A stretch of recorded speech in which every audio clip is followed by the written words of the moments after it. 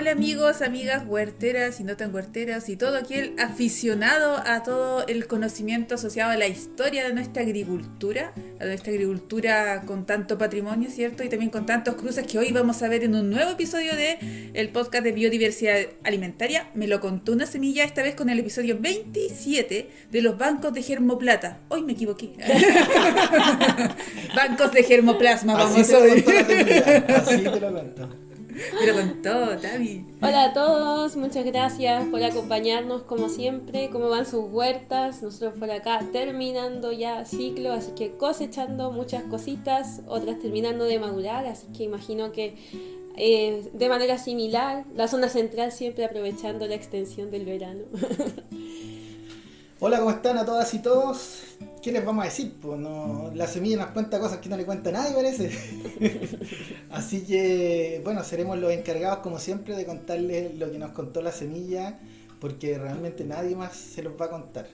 No son temas, digamos, apasionantes para nosotros, así como que despertamos el día o queremos, ¿cierto? Son temas un poco complejos, un poco cabezones. Porque siempre nos pasa eso, ¿cierto? Terminamos haciendo talleres, siempre el tema de la ley, siempre el tema de la... que es maravilloso igual, y enseñarle a la gente a que se proteja y todo, que entienda la verdad, cómo funcionan las cosas, porque la verdad nos hace libres y nos hace tomar decisiones. Pero... Y nos hace culpables a conciencia, todos aquellos dedicados a este podcast desde ahí, que saben lo que pasa y se hacen los pelotudos. Pero bueno, vamos a hablar de este tema que, como bien lo dijo la Clau, como que terminó al tiro el capítulo. Conclusión, bancos de germoplata. Absolutamente de acuerdo.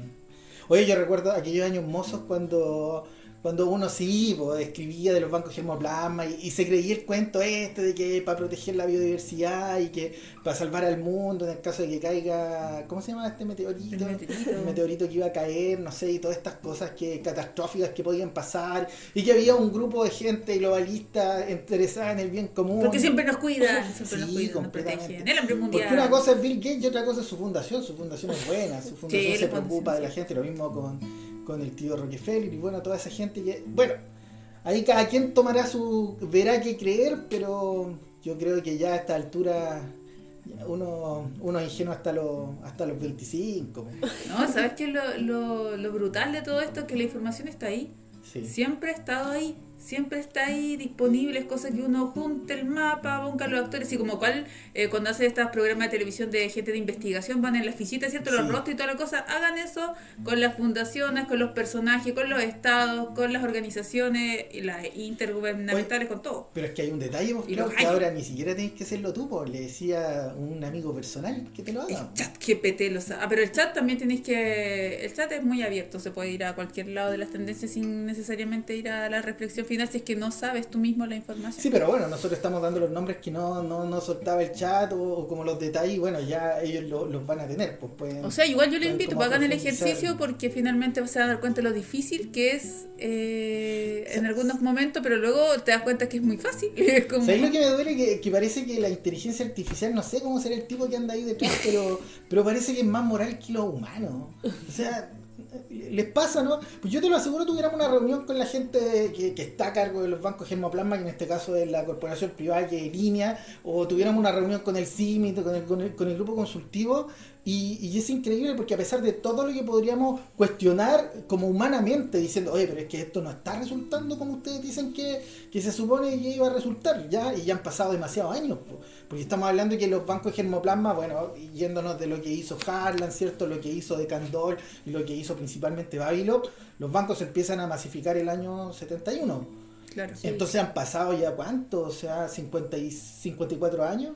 Sí. Entonces ya uno no sé cómo, no puedo creerlo. ¿Cómo llegamos hasta donde estamos ahora con el problema solución mezclado en una danza infinita? Con más de 700 millones de personas con hambre. O sea, imagínense que... ¿Saben cuántas personas mueren al día por el hambre o causas relacionadas? 24.000 personas. O sea, ¿saben lo que es eso? Sí, es como un 16% de la gente que muere. Se supone que al día mueren más o menos 150.000 personas. Pero bueno, habría que desglosar. Yo no sé si es la causa de las más importantes, porque no sé de qué muere el resto de los 150.000, pero quizás habría que... Pero encuentro que 16% es una cifra altísima. Sí. Entonces se supone que con el nivel de avance que tiene la agricultura para solucionar precisamente el hambre mundial, no debería estar pasando. Sí, y con todas estas supuestamente instituciones que han nacido y este tema altruista de todas estas fundaciones de estos grandes empresarios que se supone que hambre cero y vamos con hambre cero toda la historia y me van a decir, y ahora el tema ya es distinto porque tenemos mayor tecnología, ¿cierto? Hay mayor acceso, o sea, ya los alimentos se pueden mover hasta por drones, ya se pueden llevar alimentos, pero no sé, ya... Y ya la biotecnología está pasada de moda, o sea, ya de que partieron los primeros híbridos, los primeros transgénicos, ¿se acuerdan? Con el tema del arroz, el famoso arroz dorado. Entonces, ya claramente el tema del hambre es un tema que se ha usado históricamente como para conmovernos, ¿no? Y nos imaginamos cada vez a Michael Jackson con Lionel Richie, con Bruce Springsteen y Bob Dylan y todos esos grandes cantantes, ¿cierto?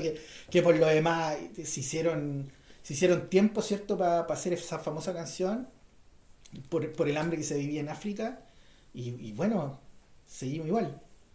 Sí, los porcentajes han variado, sí, eso es cierto. Se supone que más de un 20% de gente padecía hambre en los años 70, ahora un 9,1%, pero con todo lo que tenemos, con todo el acceso, con toda la cantidad que ya han salido las cifras, que un tercio del alimento se pierde. Eso quiere decir que podríamos alimentar si somos 8.000 millones de personas ahora, podríamos alimentar a 2.500 millones de personas más.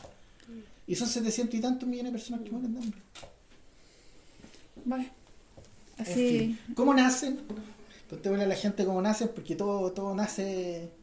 Porque todo esto es así, o sea, no nace así, sino que, de repente hay un problema que hay que solucionar. Claro, pues se estaban perdiendo los recursos fitogenéticos del mundo. Estábamos con una erosión genética sin precedentes en la alimentación. Se estaba perdiendo por distintas razones que eran un misterio, pero se estaban perdiendo. El 75% de la variedad, bla, bla, del mundo. Y había que cuidarla, había que protegerla, había que preservarla, qué sé yo. Y empiezan a salir alianzas de entre los estados, principalmente los más grandes, Estados Unidos, qué sé yo, que los países más grandes, la FAO, las fundaciones más importantes, ya que nombramos las Rockefeller, la Ford, la Fundación Gates también aparece también en el escenario, el grupo consultivo, claro, pero con un poder arrasador. La Fundación Kellogg y bueno, los países primermundistas. Claro, pues ellos aparecen en ese escenario y bueno, estaba la figura política que tiene que ver con los estados, cómo se pueden fusionar la parte administrativa que tiene la FAO en todo el arsenal de políticas para querer cruzar, pero también hacía falta algo que administrar eso. No había algo que pudiera como organizar, que fuera supraestado, que fuera como una figura, como que por ahí empiezan a buscar la justificación del origen de una entidad que nace ahí, el Crop Trust.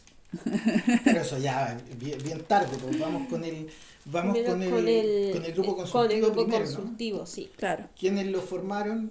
Que bueno, como decía la Clau, esas grandes fundaciones, pero nota lo interesante, porque fueron un gobierno Reino Unido, Estados Unidos, Japón y Rusia, los desarrollados, por lo que se países, considera. pero eran países que se estaban agarrando las mechas hace 2 décadas atrás, ¿no? Entonces, claro. 2 décadas y media atrás. Entonces, ahí uno ve cómo es este tema geopolítico, y bueno, China en esos años recién venía pegando el lanzazo, ¿no? Entonces, ahora estos tipos están, pero hasta aquí con material fitogenético, ya después de todo lo que han hecho. Pero bueno, tenían, ahí son parte de las estrategias, porque bueno, son precisamente estos países los que han financiado las prospecciones, ¿cierto?, en los distintos países. Entonces, hecho, entre el 99 y el 2007, Japón organizó 40 misiones de recolección en otros países. Incluyendo por acá. Incluyendo Chile. Sí. Bueno, y en Chile... El nacimiento de los bancos de germoplasma en Chile de línea fue gracias a financiamiento japonés, precisamente. Gracias a ese financiamiento se hizo el banco base y supuestamente se hizo capacitaciones, vinieron expertos de Japón, fueron otros expertos de Chile para allá y eso dio pie a los bancos de germoplasma y fue el punto en donde el gobierno le dice a Línea que va a ser el curador nacional del material fitogenético que hay en el país. Pausa quería hacer que el grupo consultivo sobre investigación agrícola internacional, que lo nombramos en el podcast anterior, por sus siglas CEGIAR en inglés o GCI en español. Oye, pero bueno, ¿por qué nace este grupo? Porque bueno, venía con un problema, se estaban perdiendo los recursos fitogenéticos, la semilla, el hambre en el mundo, entonces esta gente era tan consciente que quería ayudar, y entonces iba a afrontar con los desafíos agrícolas y el tema de la alimentación. Entonces se suponía, imagínense, que el grupo nacía y cuando solucionara el tema se terminaba. Miren la Capaz que por eso no se ha solucionado. bueno, Para que no se termine. ya, pero no podéis ser tan inhumano para dejar 730 millones de personas morir de hambre. O sea, Pero no es sé, que ahí tú ves dejar en el funcionamiento finalmente cuál era el objetivo, que no era Sí. solucionar el hambre. Sí, en el fondo, bueno, eso todos lo sabemos y eso ya dejó de ser conspiranoico ya después que todos tenemos acceso a la información de que se genera el problema. Se generó el problema, tenemos el problema de hambre, que fue la misma justificación de la Revolución Verde, pero ahora venía acompañada de la pérdida de recursos fitogenéticos, entonces había que hacer algo. Y de ahí, eureka, ¿saben? Que como se están perdiendo, juntemos estas semillitas, como nadie las cuida. O sea, los miles de pueblos originarios que hasta esos años, en los años 70, mantenían lo que habíamos conversado también en los podcasts anteriores, de que acá hasta los 80 había una gran diversidad de semillas en Chile. Lo podemos ver en los catálogos que todavía uno puede encontrar. Pero esa era la finalidad de este grupo consultivo. Y bueno, ahí nacen los grandes bancos de germoplasma. Pues nace, ¿cierto? El CIMENT, que es el Centro de Mejoramiento del Trigo, del Maíz y el Trigo, ¿cierto? Que está en México. Está el CIAT. El CIAT, que está en Colombia, que es de recursos tropicales. Sí. Tenemos el de la papa, El CIP, el CIP, claro, que está en Perú. Papa, que está en Perú.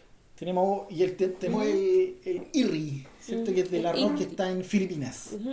Entonces, estos fueron los grandes centros, en el fondo, de acopio de semillas, en el fondo. Y empezaron despacito, porque a comienzos de los 70 eran menos de 10 bancos de germoplasma y tenían solamente 500.000 de muestras. Sí, una cosa tímida.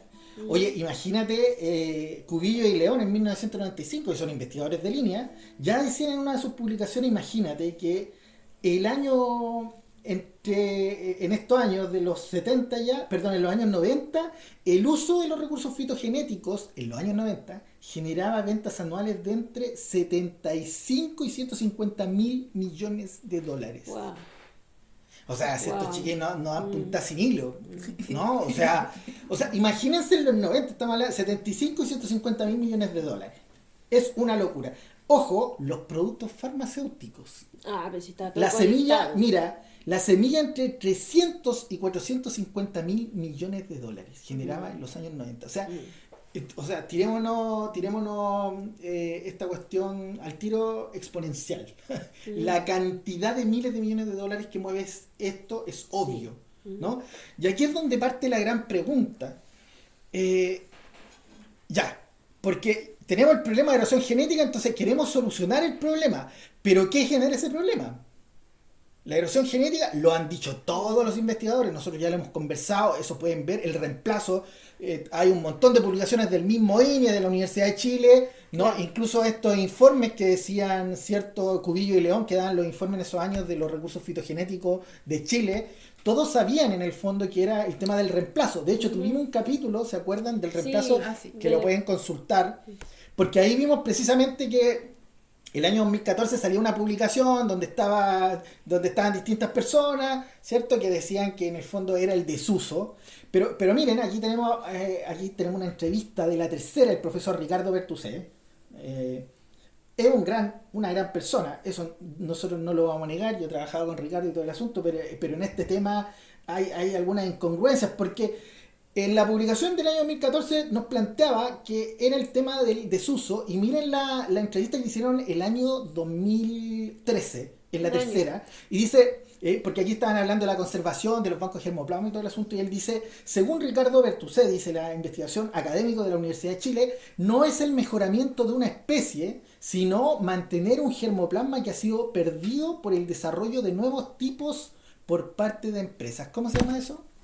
Eso se llama reemplazo. Y en el fondo aquí, el investigador Ricardo, él plantea que la idea no es el mejoramiento, o sea, no queremos tener un banco de germoplasma para mejorar, sino que es para conservar en el fondo, que se supone que el objetivo prístino de esto era la conservación, y todo el mundo sabe que los bancos no son de conservación. Y miren lo que dice, la invasión de nuevas variedades ha hecho que se pierdan muchas variedades antiguas del país. ¿Qué pasó con nuestro amigo que cambió tanto que después nos habla del desuso? Bueno, aquí está escrito, y esa es la gran causa de la pérdida de biodiversidad, y quiero poner este ejemplo porque en el fondo se planteaba después de otra manera, pero aquí tenemos diciendo que es precisamente lo que pasa, el reemplazo de variedades, ¿cierto? Que es lo que ha provocado la pérdida de variedades tradicionales. Y ahí es donde viene la gran incongruencia, y aquí queremos votar el discurso al tiro de los bancos de germoplasma, y en el fondo es conservación, que ayudar, que en el fondo que viene el cataclismo, y en el fondo que están preocupados de la alimentación y todo eso. A mí realmente me carga cuando usan excusas, ¿no? En el fondo para hacer algo, o sea, díganlo de frente, o sea, si aparte que le pusieron adornando banco a la cosa. realidad, ¿no? Sí, es que la revolución verde era lo mismo, ¿no? Que hay gente muriendo de hambre y queremos, no, si querían hacer un negocio, querían híbrido, un control fisiológico de la semilla, para que la gente dependiera de esa Es semilla, que ahora no ¿no? solamente se muere de hambre, se muere envenenado. Completamente. Oye, a todo esto salió una investigación que decía no comerías estos cultivos si supieras lo que contienen. Salió hace poco una investigación y bueno, ya están saliendo algunos estudios de los residuos de pesticidas que en algunos casos, bueno, es una barbaridad. Pero entonces, miren, después ustedes van a leer que la mayoría de los investigadores dicen que los bancos de germoplasma y ese material es para hacer mejoras. Exacto. ¿Cierto? Entonces, no sé, Clau, si podéis narrar nuestro cuadrito, en el fondo, para que ¿cómo hagan un incongruencia? ejercicio de imaginación en este momento y piensen ahí, ubiquen una esferita arriba que diga se están perdiendo los recursos fitogenéticos, las semillas se están perdiendo, hay que salvarlas, metámoslos aquí. Ese es el problema. Es el problema, exactamente. ¿Qué vamos a hacer con esta variedad? ¿Qué vamos a hacer con estas semillas que encontramos? ¿Las podemos dejar en el campo libre? ¿Podemos directamente perderlas nomás? ¿O las podemos ingresar a un banco de germoplasma? Ingresamos al banco de germoplasma. O las podemos conservar como organizaciones como nosotros, un montón de personas que de manera autogestionada protegen esa semilla. Claro, la llevamos al banco de germoplasma, que es lo relevante que puedan entender. Y en este banco de germoplasma, la semillita se va a utilizar para ser conservada, para hacer fitomejora. No, fitomejora, entre comillas. Entonces se va a crear una variedad. Se supone que se crea una variedad. Comercial. Se descubre, Comercial, claro, sí. Sale al mundo esta variedad comercial con distintos nombres, Como distintos una lugares, solución. qué sé yo. La solución, por supuesto, para resistir a cualquier cosa que se le ocurra, porque últimamente es la sequía, que es como la moda del concepto. Y la sale. Claro, la sale a resistir el mundo, a defender y va a desplazar a una semilla tradicional. Y volvemos a tener el mismo problema. Variedades comerciales Entonces, reemplazando en variedades conclusión, tradicionales. miren, en conclusión, el banco de germoplasma supuestamente resuelve un problema creando la principal causa que crea ese problema. Ujú, que es el reemplazo. ¿Se dan cuenta de la incongruencia? Y aquí es donde ya para la conversación para nosotros, es como que el podcast llega hasta aquí nomás. Es que en el fondo esa es la incongruencia. Nos dicen, hagamos los bancos germoplasma porque se está perdiendo el material vegetal, ¿no? Las semillas tradicionales. ¿Por qué se están perdiendo? Por las variedades comerciales que las han desplazado, ¿no? Entonces metámoslo al banco de germoplasma y las dejamos ahí, las conservamos y después las compartimos. Y ahí es donde hay investigadores que han planteado eso, o llámenle como quieran, pero eso no es conservación. No, los bancos de germoplasma partamos de esa base que no son para conservación. No, eso se está usando como base para las mejoras. ¿O por qué creen ustedes que estos tipos en el De fondo hecho, estas también grandes hay potencias estudios que hablan del bancos? desarraigo que existe, desarraigo la palabra que usa, pero bueno, que en cuanto a la conservación aislada que está en las variedades, porque no están teniendo dentro de la dinámica natural de la vida que se estén generando su memoria adaptativa en el entorno. Entonces igual tiene varias críticas asociadas a eso también, que si efectivamente, si están conservados, supongamos que no es para hacer fitomejora, que asegure que pueda llegar a enfrentar las condiciones actuales que está viviendo el mundo. Entonces, tiene... Hoy se me olvidó, el Banco Mundial también está. Y la ONU eran parte fundamental de la formación de... Y si lo siguen nombrando, consultivo. coloquen una ristra de del aquí por grupo si acaso, consultivo, ¿no? para espantar las malas vibras. Bueno, entonces, ¿de qué es un negocio? Un negocio está claro. Y tanto así, dijimos, ¿cierto?, al principio que a comienzos de los 70 eran menos de 10 bancos con 500.000 de muestras y 40 años después, en 2010, en el segundo informe de recursos fitogenéticos de la FAO, resulta que los bancos ya no eran 10, eran 1.750 bancos de germoplasma con más de 7,4 que hay millones gente buena en de este muestras. país, en este mundo. Uy, gente tan altruista, inspirada. para poder conservar la biodiversidad. Oye, y partiendo de la base, porque ahí uno dice, oye, qué locura que le hayan puesto banco y germoplasma a esto. En vez de ser semillero comunitario, le ponen banco, bueno, algunos le ponen casa semilla, otros le están poniendo biblioteca, como sea, ¿no? Pero ponerle así, palo, banco y germoplasma. Porque al final todas las asociaciones que tienen que ver con algo económico, con una ganancia. Pura plata, pues, pero es una locura, porque hay unos investigadores que precisamente decían eso, que este es como el único banco en el que los que donan, o sea, los que entregan su producto, no tienen acceso. Imagínense un banco en el que usted lleva su platita y dice, oiga, ¿por qué no trae su platita? Aquí yo se la cuido. Y se la cuida tan bien que después usted cuando la va a retirar no la puede retirar. Puede sacar. O sea, es una barbaridad y usted dirá, ¿pero cómo? Así es.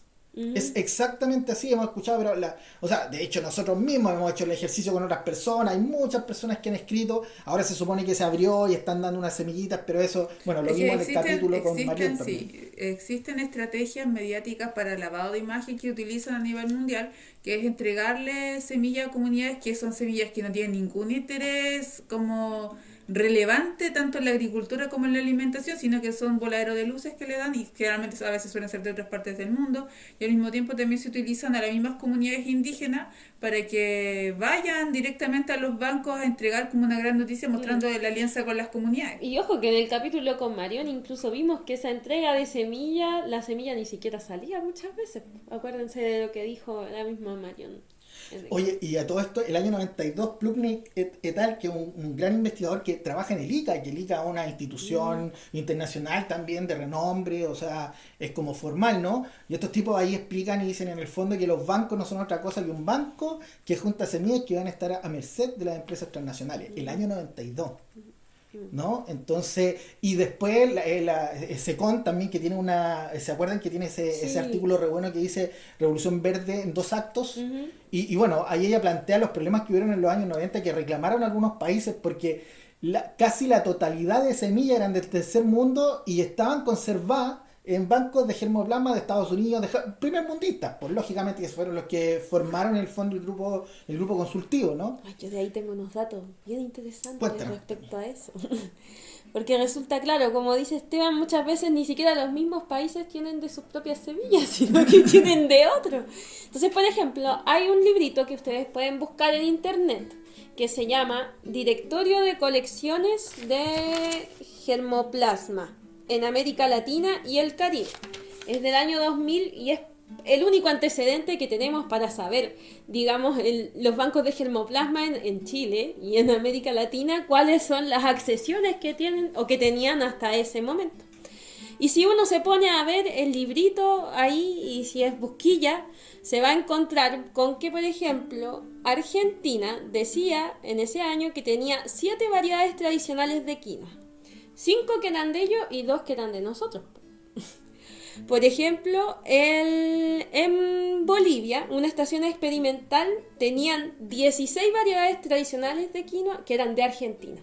En Bolivia.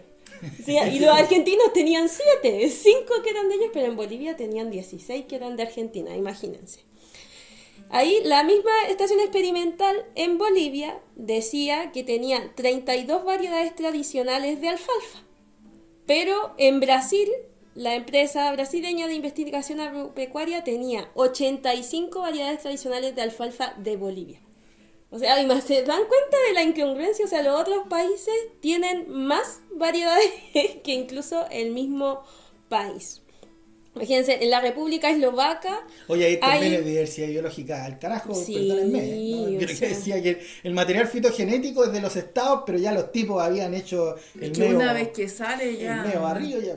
Y se van compartiendo material entre ellos también, a través de convenios de investigación y todo eso. Pues imagínense que en la República Eslovaca tienen 8 accesiones de quinoa, que son nuestras, pero que ni siquiera las colectaron ellos, les fueron donadas por Estados Unidos.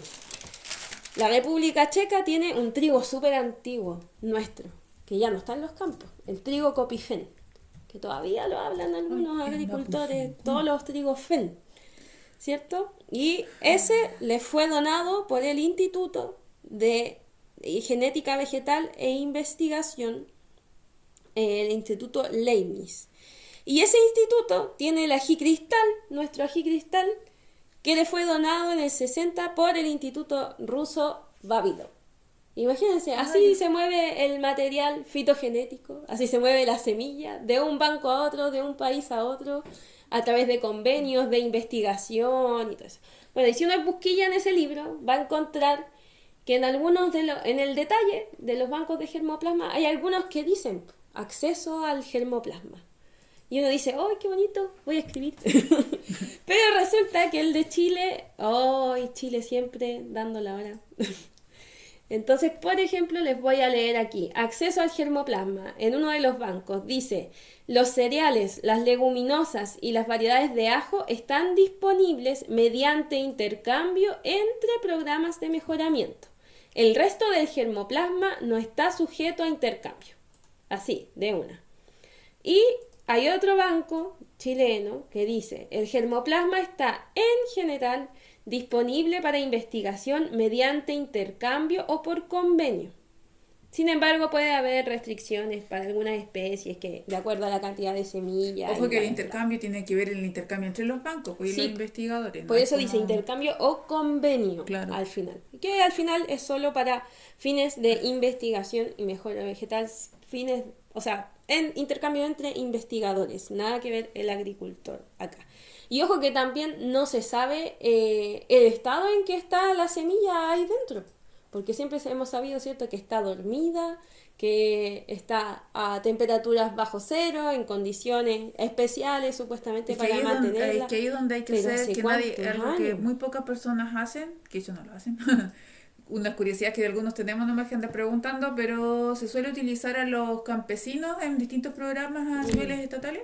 En Chile, en el caso, se suele hacer a través de los proyectos FIA y otras cosas similares donde les dan fondos, pero al finalmente lo que ellos hacen es hacer los ensayos en campo abierto de las variedades que les entregan los bancos de germoplasma y es muy interesante el estado de estas semillas que ellos reciben y las cosas que reciben. Ahí es una pega que el que quiera entrevistar a alguno de ellos puede hacerlo.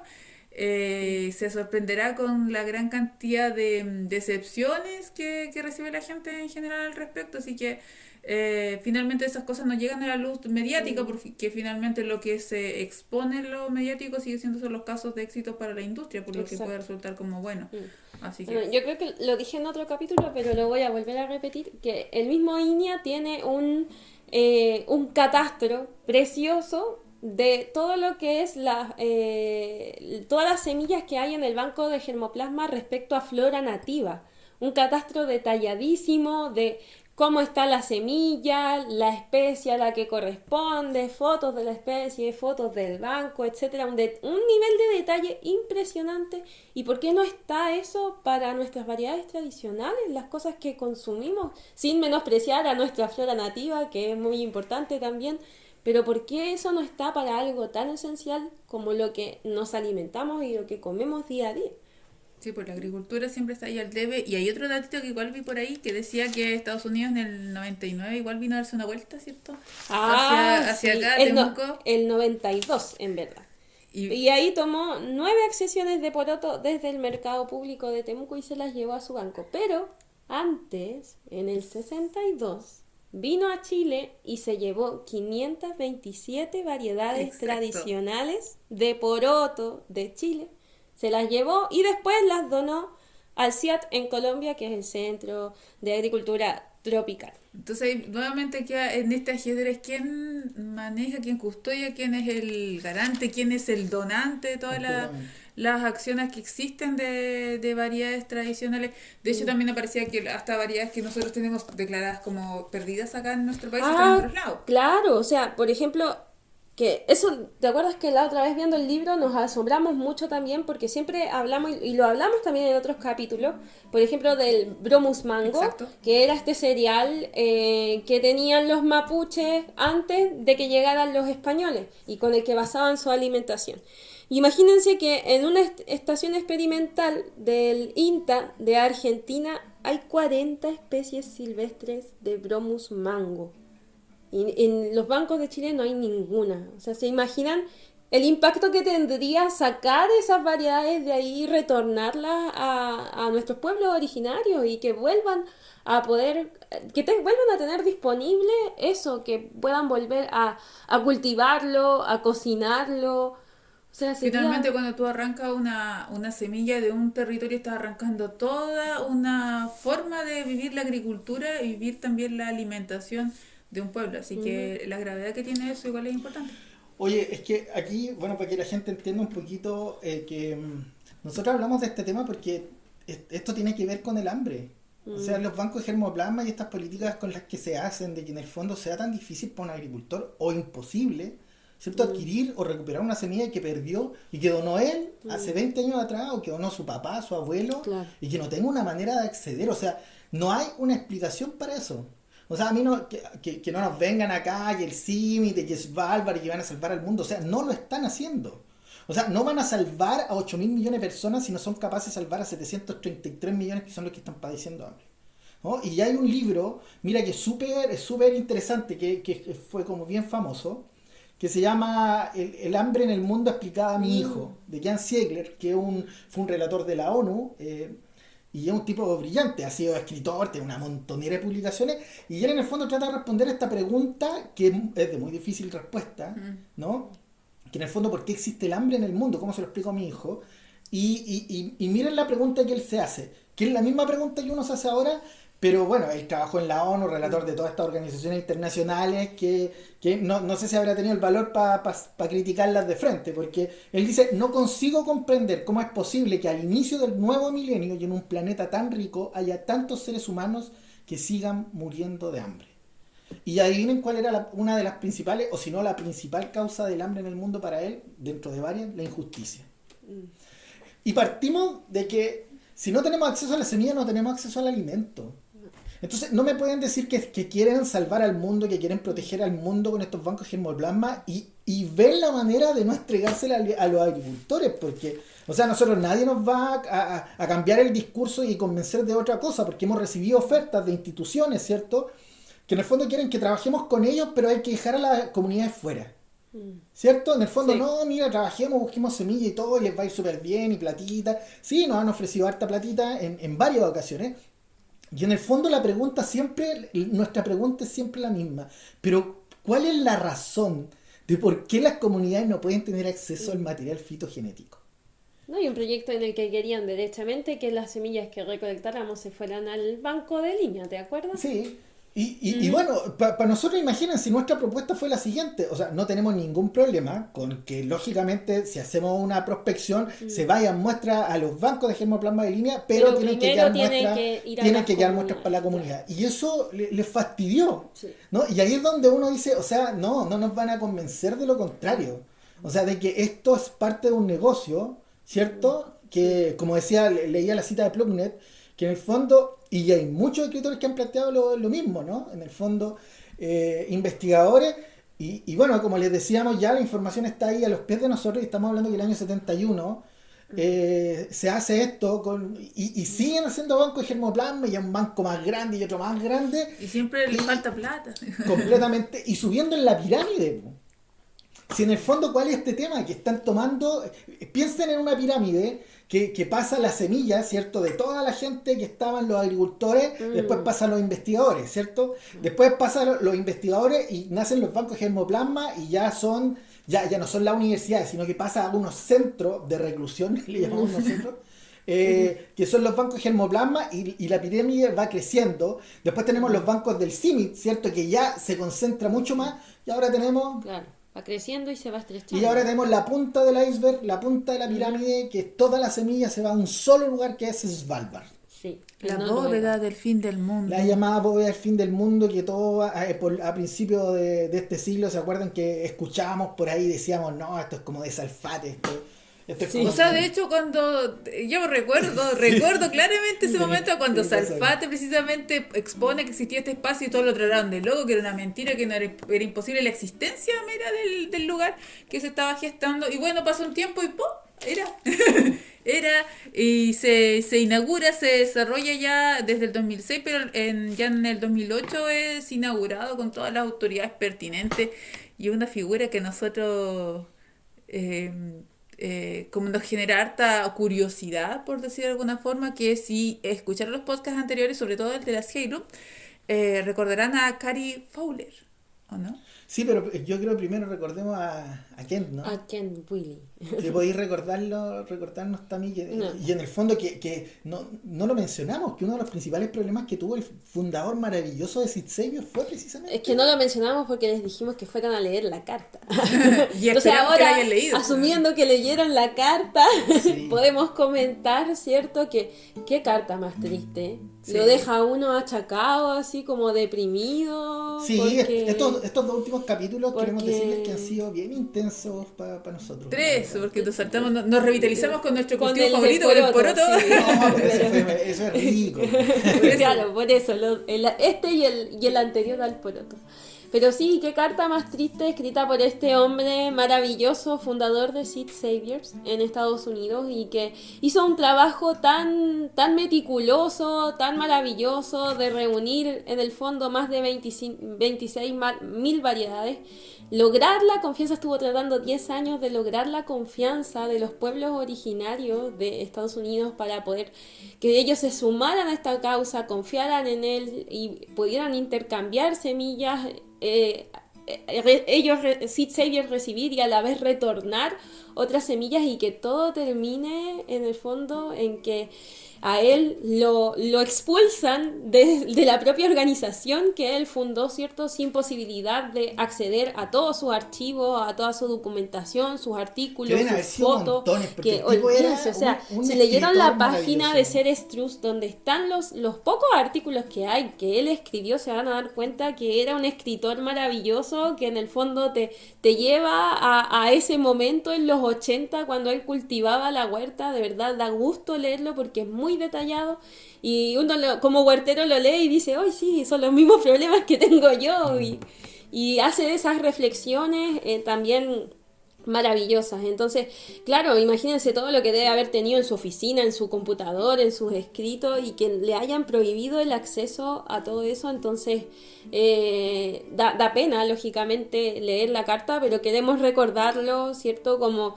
la persona maravillosa que fue, porque ya falleció, como la persona maravillosa que fue y el trabajo tan loable que hizo, y que, bueno, terminó. Pero bueno, y todo este gran conflicto tuvo que ver precisamente con que él no quería que las variedades de Seed Savior se fueran a Sí. este famoso banco, a esta famosa bóveda. Bóveda. Para él Ujú. significaba, de alguna manera, traicionar a toda la gente que confió en él, Exactamente. ¿cierto? ¿Cómo lo iba a explicar? Él se opuso rotundamente, Ujú. y ya aunque no haya escrito, no es muy difícil deducir que una de las razones de por qué lo echaron, porque recuerden que les contamos que Seed Savior después se tomó por directores de estas grandes instituciones, ¿no? Y de estas grandes empresas, Que todos estos metidos, coinciden en los mismos grupos, y que son los mismos nuevamente. que formaron, son parte de la formación y el financiamiento de Svalbard, ¿no? Entonces, y noten lo potente. ¿Se acuerdan cuando nosotros estábamos recuperando recién todo lo tradicional y después comenzamos a entender el valor de los Halum y que teníamos Sí. que sernos parte también de ese cuidado? Y cuando aparece el tomate Cherokee, ¿se acuerdan o no? Qué Nosotros rico dijimos, ese tomate. oye, este tomate es como el nombre de un Un pueblo pueblo. originario de Estados Unidos, maravilloso, que eran una gran cantidad de pueblos originarios que ven en la parte norte de América. Y es precisamente una variedad de tomate que recuperaron y que mantenía el pueblo Cherokee. Entonces, cuando esa historia tiene la capacidad de cambiar hasta el sabor del tomate, ¿cierto? Sí, O sea, sí. como que ya ese tomate pasa a ser parte de nuestra Yo huerta. sabía que mi instinto no me fallaba. Pasa a ser parte de la huerta de uno, pasa a ser parte del cariño, de esa cuestión materna en el caso de ustedes, paterna en mi caso, pero de querer proteger algo y de poder imaginar esos indígenas con toda esa confianza pasándole a Willy, ¿no? Sí, ¿a quién? A Ken Willy pasándole esta semilla y la responsabilidad que él debe haber sentido. Y bueno, ¿por qué planteamos esto? Porque mientras todos celebran de que, llevamos nuestra semilla a la bóveda del fin del mundo, este hombre, que para nosotros es como el gurú de la cuestión, el mesías de la semilla tradicional a nivel internacional, se oponía. No estaba él contento con eso, porque sabía que no iba, porque en los bancos de germoplasma no dan el acceso, no hacen intercambio de semillas. O sea, ¿qué le costaría a un banco de germoplasma hacer una vez al año o una vez cada 5 años hacer un intercambio de semillas? O sea, por favor que alguien me explique qué problema tienen. Espérate, un intercambio genuino, porque de que hacen y citan a intercambio y van a dar su vuelta y todo el asunto, y que se llevan muchas semillas, eso es otra cosa, pero un intercambio genuino donde ellos abren específicamente sus bancos y comparten las semillas con las comunidades, eso no pasa, que es muy distinto. Sí, pero ahí está el tema, y por eso volvemos a esta parte humana de querer sentir y de que y yo lo digo con toda la responsabilidad, o sea, el hermetismo y la injusticia en la administración de estos bancos de germoplasma es responsable de pobreza en los campos a nivel mundial. Es responsable de muertes en África o en partes de Oriente, ¿cierto? Donde la Revolución Verde cayó como un monstruo, ¿cierto? Y barrió con todas las semillas tradicionales. Y les dejan un montón de semillas que no pueden vivir sin agroquímicos, no pueden vivir sin fertilizantes, con un paquete tecnológico que una persona pobre no puede pagar. La conclusión de la Revolución Verde, y la dijo el mismo Burlak en la misma reunión, donde se juntaron todos estos genetistas y dijeron, finalmente el hambre no era un tema de producción de alimentos, era un tema de pobreza. Y eso ya, por favor, todo el mundo sabe. Si pueden, y de hecho eso está pasando. O sea, estamos produciendo mucho más del alimento que consumimos y ya hay gente que muere de hambre. Entonces, yo lo digo honestamente, incluso, y no me hablo de estos grandes gurús que mantienen y estos tipos que son doctores y de universidad rimbombante. Hablo de ese profesional que trabaja en el banco de germoplasma de acá, con los que nosotros nos hemos encontrado más de alguna vez, sí, ¿no? Y que nosotros le hemos cuestionado el tema de decirle, o sea, ¿dónde está la humanidad en esto? ¿No? Hemos visto cómo se han comportado. ¿Dónde está? ¿Cuál es el problema de que tú tienes un poroto o un tomate que sacaste de acá de esta comunidad a alguien antes que tú, hace 20 años atrás, y tienen problema en devolverle 5 semillas? Porque la clásica frase de las viejitas, que son huerteras, que dicen... con una me armo. Con dos me armo. O sea, los bancos de germoplasma son la manifestación más clara de egoísmo y de codicia, porque ni siquiera los bancos te niegan tu propia plata. Y los bancos, asumamos, o sea, asumamos que los bancos no tienen nada de humanidad, y eso todos lo sabemos, y vivimos peleando con el banco. Bueno, acá tenemos un tipo de banco donde la gente entregó una semilla y no puede acceder más. Entonces, uno, ¿por qué llama esto? Porque podría salir algo de adentro, ¿no? Podrían algunos profesionales decir, oye, ¿realmente esto pasa? ¿Se acuerdan cuando tuvimos recién parte de este gobierno y planteamos precisamente cuando parte esto del supuesto resguardo, ¿cierto? Y hablamos con una persona con alta autoridad en la parte agrícola y le decimos, oye, ¿sabes que la gente no tiene acceso y todo el asunto? Y llega el tipo y nos dice, no, si hay una amiga mía ahí en línea, ella les va a dar semillas. Así como que fuera... Era como que, oye, te explico que estos son normas internacionales. O sea, los bancos de germoplasma no se rigen así porque no fueron ahí a la notaría de la ciudad. Son protocolos internacionales. Ya, pero también convengamos en que esa gente que está en cargo que obedece el cuoteo político, pues no obedece capacidades técnicas. Sí, absolutamente. Pero imagínate, entonces dejáis un montón de operadores políticos, porque todos estos tipos son operadores políticos. Sí. O sea, todos los que han formado Svalbard y todas estas cuestiones. O sea, es cosa de ver que los que están ahí, ¿no? Entonces, si tenemos operadores políticos trabajando con la base de la vida, que es la alimentación, que es la comida, que les importa nada. El resultado esto de que, como lo dice Ziegler, ¿no? Que no puedo creer que en este milenio ya sigamos teniendo tanta cantidad de gente que muere de hambre. ¿Cómo y sigamos perdiendo la biodiversidad exponencialmente con el mismo sistema de reemplazo, de sacar... Bueno, el documento que tenemos nosotros que lanzamos, que ¿cuándo fue? El año 2018, sí. Un artículo que ustedes pueden descargar de la web. En nuestra página web. ¿Cierto? Sí. Bueno, ¿cómo se llamaba? Semillas de los campos a los campos a los bancos, sí. O sea, eso es lo que pasó. Bancos de germoplasma. Las semillas están, pero están por ahí. Bueno, ahora están casi todas en Svalbard. Y volviendo al tema de Svalbard, ¿por qué Kent Willy se oponía tanto también a que las semillas se fueran ahí? Porque él decía que toda la semilla que llega a Svalbard, lo cual es verdad, está bajo el control del Tratado Internacional de las Naciones Unidas sobre los recursos fitogenéticos para la alimentación y la agricultura, o sea, el TIRFA de la FAO.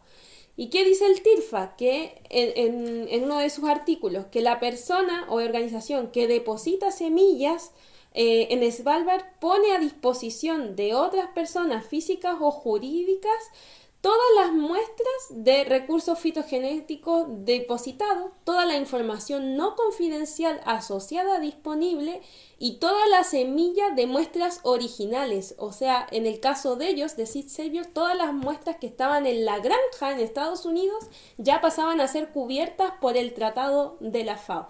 Esto, en palabras cortas, ¿qué quiere decir? Es que ya los obtentores podían solicitar derechamente incluso a la granja, ni siquiera tenían que solicitar a Svalbard. Y en el fondo él decía que todas las patentes derivadas de las variedades tradicionales que salen de Svalbard, el 1,1% de estas patentes es un impuesto que es la principal fuente de financiamiento de este tratado. Oye, el otro detalle cuando nos dicen, no, mira, estas semillas son ahí para enfrentar el cambio climático. O sea, por Dios, vamos a pensar que una semilla que tú tenés congelada ahí a 50 grados bajo cero, que recolectaste, ¿no? Pongámosle, en el año 60. O sea, donde ni siquiera hacía tanto calor como ahora. Yo llamo a cada uno de ustedes porque semilla guardada, o sea, estamos hablando de antes de los 90, aunque partieron ya habían prospecciones desde los años 70. O sea, imagínense ustedes que los congelaron, los criogenizaron hace 50 años. Imagínense en los años 70, cómo no era había, el mundo, cómo era todo. No había celular. O sea, no había internet. No, claro. O ¿Y sea, despiertan ahora? Sí, completamente. No están todas estas problemáticas. La alimentación era distinta, el aire era distinto, claro. El agua era distinta, absolutamente todo. Imagínate un detalle súper simple. Pues nosotros, como humanos, por ejemplo, cuando ya tienes un tipo de alimentación, saltas a una del pueblo, digamos, grandes capitales, desde el agua ya todo te molesta.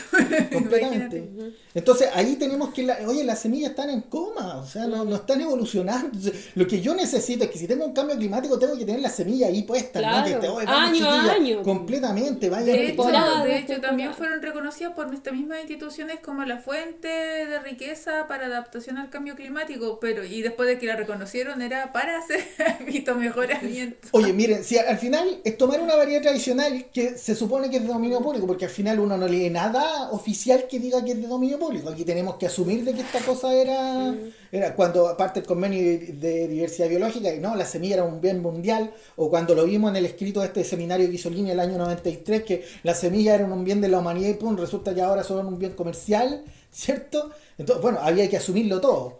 Entonces, todo lo que es dominio público lo asumimos, pero el resto no, pues viene un tratado, viene una ley y todo el asunto. Entonces, ahí es cuando tenemos esto parado, las semillas están paradas, no logran evolucionar, y lo único que finalmente se busca es tomar una semilla y tratar de transformarla en algo un poquito parecido. ¿Para qué? Para derechos de propiedad intelectual. Sí, ese es el tema. O sea, al final tenemos que igual las tendencias comerciales o los factores comerciales al final influyen en lo que catastran o recolectan los bancos. Yo creo que el mayor ejemplo de eso son la quinoa y el amaranto. Dos cultivos subutilizados que tuvieron su boom, ¿cierto?, en el año 2000. Y aquí tengo unos ejemplos anotaditos, ¿cierto?, donde, por ejemplo, la Universidad de Buenos Aires, el año 2000, no declara ninguna variedad de quinoa. Y el año 2011 tiene 500 accesiones de quinoa. Imagínense. Y en Brasil, en el año 2000, tienen 13 accesiones de amaranto y en el 2011, 2.328 accesiones de amaranto. O sea, claramente por un interés comercial de hacer estas mejoras, sacar variedades comerciales y lucrar. Oye, una de las cosas que yo veía en el banco de línea, en una de las publicaciones que estos tipos tienen, que la mayoría de origen eran donaciones anónimas. Había muchas que eran donaciones anónimas. O sea, por favor. O sea, todas las semillas tienen su historia, entonces yo digo, ¿cómo? Sí, o sea, de hecho, mira, hay uno se puede meter, incluso ver como el historial de la semilla, y me devuelvo al caso de nuestros porotitos, maravilloso. Todos los porotos que han sido recolectados antes del año 80 tienen muchos datos. Y uno los puede ver dónde fue recolectado, en qué sector, tiene la georreferenciación, tienen su nombre, bla, bla, bla, bla. Del año 90 en adelante ya empezamos con nombres raros, número y letra. Poroto F32, poroto S no sé cuánto. No tienen georreferenciación, no tienen historia, qué raro. Sí, acortamos entonces, al final. Es que finalmente cuando tú le quitas ese vínculo, con el territorio, el lugar, la persona, finalmente es más fácil hacer uso malicioso de las variedades. Sí, yo insisto, la gente que trabaja con recursos fitogenéticos, y no me importan los nombres ni los grados académicos, pero la gente que trabaja con la base, o sea, con el alimento, con lo más rudimentario, o sea, lo más primordial en la vida, y se hace leso, no sé la propiedad intelectual, no, si esto no se patenta, no sé lo que es derecho de obtentor, no, pero si tiene acceso, si los bancos, si puede venir usted acá y le da o sea, el grado de inhumanidad que hay en el área agrícola es atroz. Porque el área agrícola mundial es la responsable de la gente que está muriendo de hambre. Eso es así. Porque yo les aseguro que hay una montonera de variedades africanas o asiáticas que si les devolvieran a los agricultores podrían rápidamente volver a adaptarlas y podrían asegurarse alimentos en estas condiciones que estamos viviendo, en las condiciones actuales de cambio climático, no sé cómo quieran llamarle. Pero realmente... Y esto se trata de hacer todo poco personalizado, por eso al final no le ponen nombre, lo único que pone es georreferencia, no sé quién vive ahí, pero en el paralelo meridiano no sé cuánto y listo.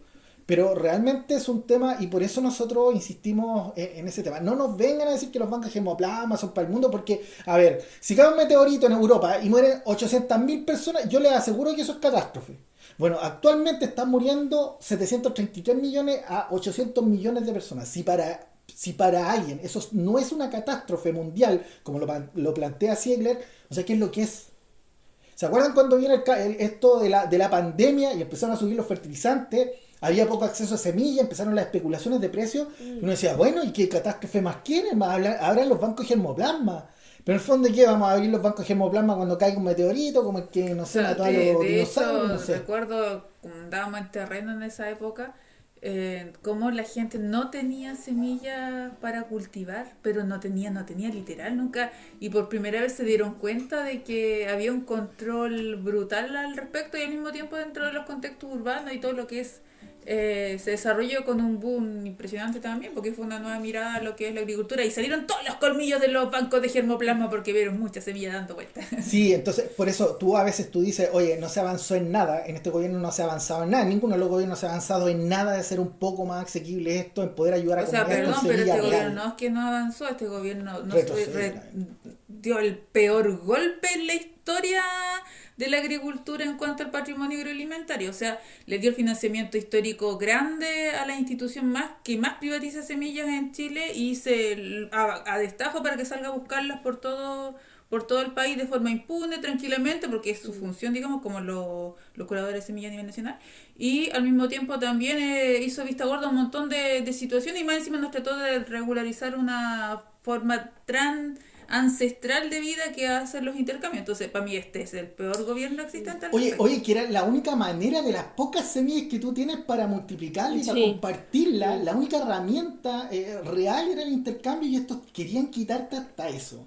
O sea, realmente es una... Y ojo que hay como dice la Clau, hay un montón de noticias ahí como lavado de imagen, diciendo que donaron semillas, pero realmente al final uno piensa, ¿hubo un seguimiento de esas semillas? ¿Sabemos si realmente salió o no salió? ¿Si lograron el cultivo? ¿Si la recuperaron? ¿Y qué pasó?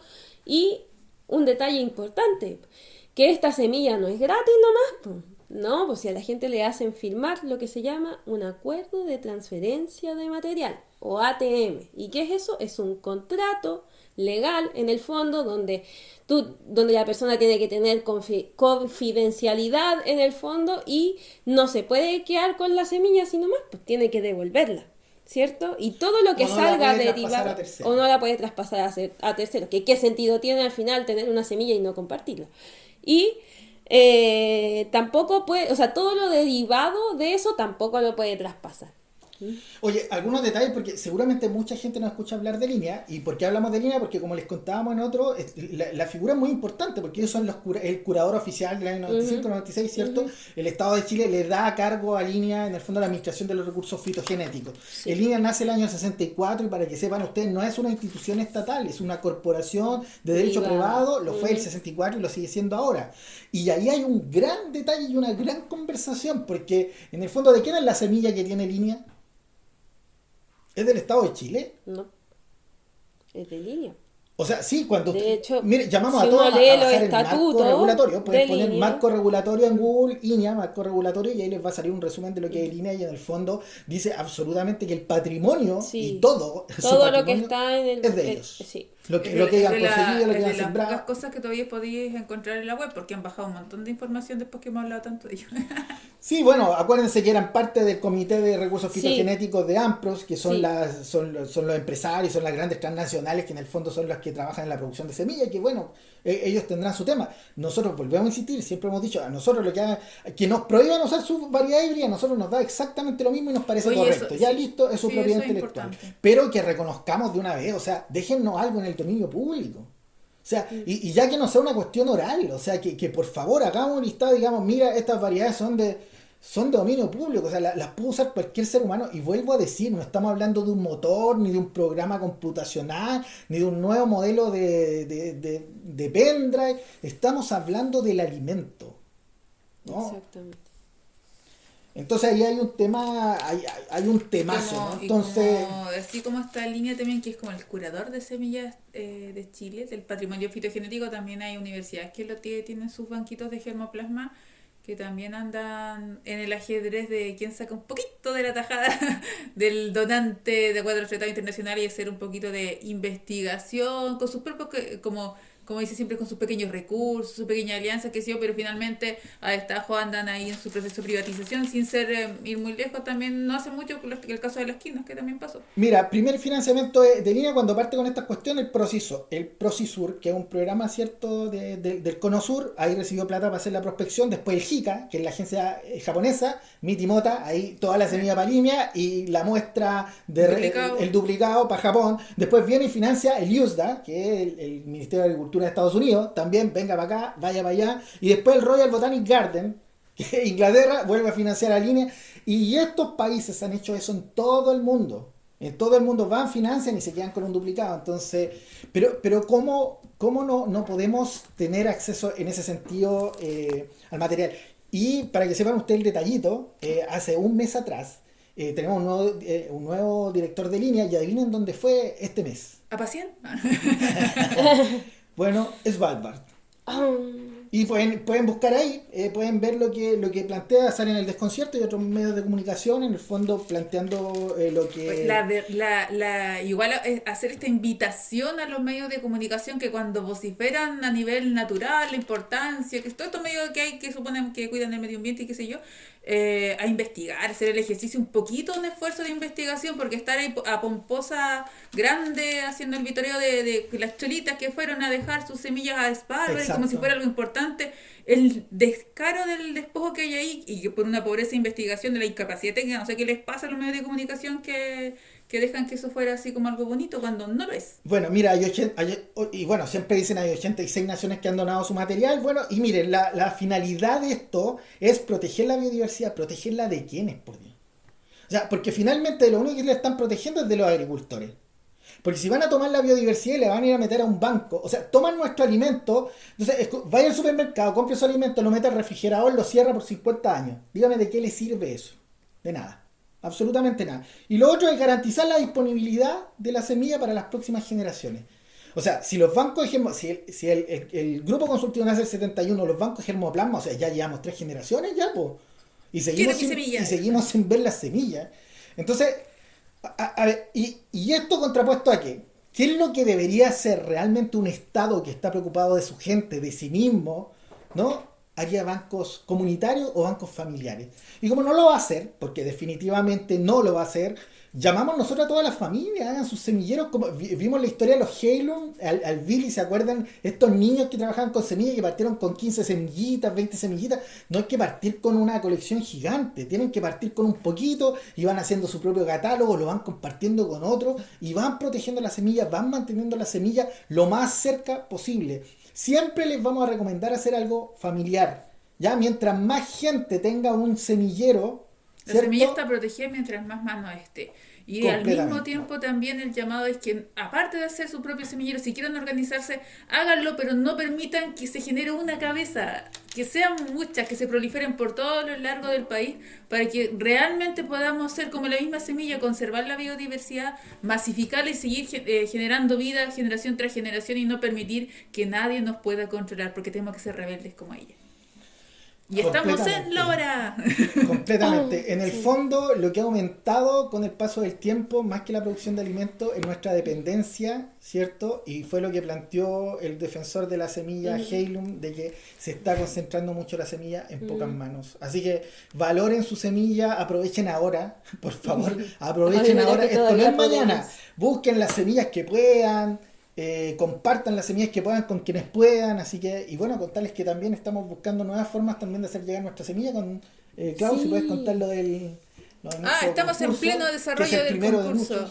Sí, va a un concurso está en pleno desarrollo, ¿cierto? Estamos recepcionando los videos de los huertos escolares que nos están mandando, recuerden, en formato vertical de 90 segundos como un reel, porque luego vamos a elegir la terna y la vamos a compartir en las redes para que se haga la votación popular y elijamos los lugares, porque los 3 llevan premio, obviamente. Y la idea también de este trabajo es seguir generando vínculos tanto con las huertas escolares, después vienen para otras instancias como las comunitarias, que hay muchas cosas más que se van a ir dando en adelante, pero la idea es que la semilla vuele, que siga corriendo por todo el país de forma efectivamente libre, pero también con un conocimiento asociado que la fortalezca y le genere identidad a los territorios.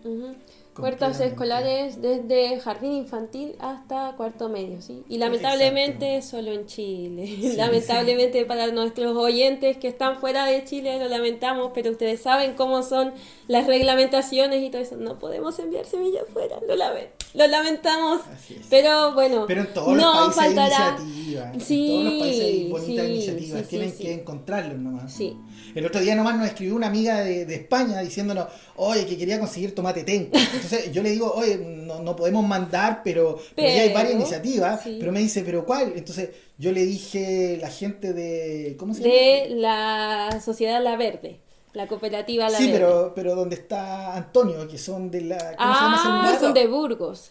Sí. De Burgos, pero... Ay, bueno, en Valladolid por ahí. Bueno, la cosa es que le mando una imagen y decía, pero tendrá el tomate tenca, y le mando una foto de la feria que hacen con 8.000 variedades. Y yo le dije, te has perdido de esto. Y se moría de la risa y en el fondo... buscando en otras partes, cuando imagínense ahí cerquita de ella tenía aquí 1.000 variedades de tomate, imagínense. Y tenemos datitos en algunos países que los que quieran preguntarnos nos pueden decir. Bueno, a participar los que puedan, se nos viene el próximo podcast del maíz. Monográficos nuevamente, volvemos a los monográficos y ahí seguiremos con nuestra familia de socios y socias que nos acompañan, nos ayudan, nos fortalecen y permiten que sigamos partiendo con todos ustedes esta información tan amena de forma lo más sencilla posible para que también la puedan entender. Si quieren más información complementaria, ya vamos a colgar la información, esperemos que no nos boten la página pero la vamos a colgar. Así que eso, un abrazo, muchas gracias por escucharnos y acompañarnos, y a los que quieran seguir sumándose a nuestra iniciativa de socios, siempre está abierta, así que nos dejan un mensajito y les pegamos una llamada para conversar con ustedes y también conocernos de esa forma. Un abrazo grande. Con una semilla libre, pública y colectiva. Un abrazo. Chao, chao.